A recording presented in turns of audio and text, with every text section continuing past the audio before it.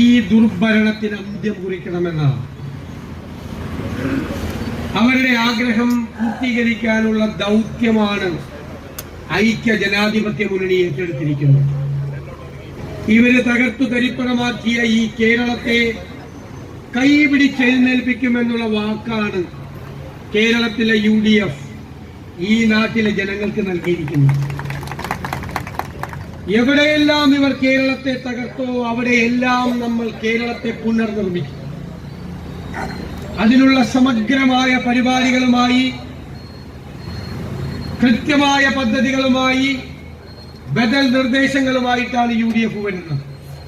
നമ്മൾ വരുന്നത് കേവലം അധികാരം കൈക്കലാക്കാൻ വേണ്ടിയിട്ട് മാത്രമല്ല, കേരളത്തിന്റെ മാറ്റത്തിന് വേണ്ടിയിട്ടുള്ള പോരാട്ടമാണ് നമ്മൾ തുടക്കം കുറിക്കുന്നത്. ഈ സംസ്ഥാനം മാറണം. വരാനിരിക്കുന്ന തലമുറകൾക്ക് ഇവിടെ നന്നായി ജീവിക്കാൻ കഴിയണം. എല്ലാ വിഭാഗം ജനങ്ങൾക്കും സൗഹാർദ്ദത്തോടെ ജീവിക്കാൻ കഴിയുന്ന ഒരു കേരളം ഉണ്ടാകണം. ഇവരിപ്പോൾ കള്ളപ്രചരണങ്ങൾ നടത്തി.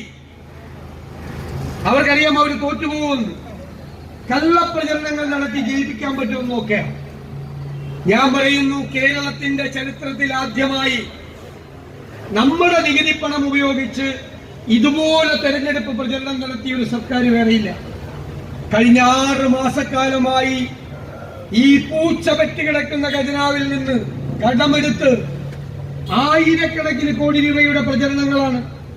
മാധ്യമങ്ങൾക്ക് കൊടുക്കുന്ന പ്രചരണം മാത്രമല്ല, സീരിയലിൽ പോലും വന്ന് ഗവൺമെന്റിനെ പ്രകീർത്തിക്കുന്ന പൈസ കൊടുക്കുകയാണ്. സീരിയൽ നാട് മുഴുവൻ പബ്ലിക് റിലേഷൻസ് ഡിപ്പാർട്ട്മെന്റിന്റെ ബോർഡുകളാണ് ആയിരുന്നു തെരഞ്ഞെടുപ്പ് പ്രഖ്യാപിക്കുന്നത് വരെ. ആയിരക്കണക്കിന് ബോർഡുകൾ. ഇപ്പോൾ ആ ബോർഡുകളെല്ലാം മാറ്റി ഇപ്പൊ LDFന്റെ ബോർഡാക്കി. അതല്ല, കാശ് നേരത്തെ കൊടുത്തു, സർക്കാർ തന്നെ കൊടുത്തു, ഇവർക്ക് കാശ് കൊടുക്കണ്ട. ആയിരക്കണക്കിന് ബോർഡാണ് കേരളത്തിൽ. എവിടെ നോക്കിയാലും CPMന്റെ ബോർഡാണ്. ഞാനും എറണാകുളത്തെ MP ഹൈബി ഈഡനും കൂടി ഒരു തെരഞ്ഞെടുപ്പ് കൺവെൻഷന് പോകുന്ന വഴിക്ക് ഞങ്ങൾ എറണാകുളത്തെ മാർക്കറ്റിലെ ഒരു ഹോട്ടലിൽ ഞങ്ങൾ ഒരു ചായ കഴിക്കാൻ കയറി. ചെറുപ്പക്കാരെല്ലാം കൂടുന്ന ഒരു സ്ഥലമാണ്. അപ്പൊ ഒരു പയ്യൻ, ചെറുപ്പക്കാരൻ, ഒരു 10-23 വയസ്സുണ്ട്, ഞങ്ങളോട് വന്ന് ചോദിച്ചു, നിങ്ങൾ എന്താണ് ബോർഡൊന്നും വെക്കാത്തത്? ഇത്രയും ബോർഡാണ് അവർ. ഞങ്ങൾക്ക് കുറച്ച് ബോർഡുള്ളൂ, ഇത്രയും ബോർഡ് വെക്കാനുള്ള പൈസ ഒന്നും ഇല്ലല്ലോ എന്ന് പറഞ്ഞു.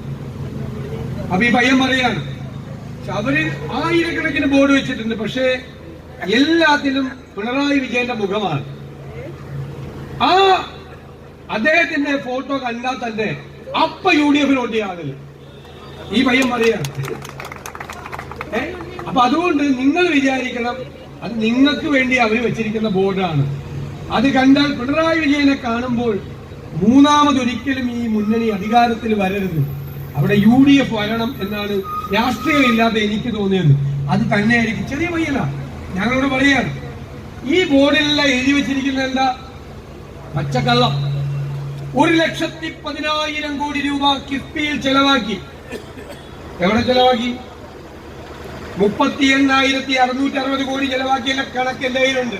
ഞാൻ വെല്ലുവിളിച്ചല്ലോ മുഖ്യമന്ത്രിയെയും ധനമന്ത്രിയെയും. എവിടെ ചെലവാക്കി? അതിന് 30,000 കോടി രൂപ 3-4 വർഷക്കാലത്തെ ബജറ്റിലെ തുകയാണ്. ബജറ്റിലെ PWDക്കും ഇറിഗേഷനും ആ കാശ് കൊടുത്തിരുന്നെങ്കിൽ പിന്നെന്തിനാ കിഫ്ബി?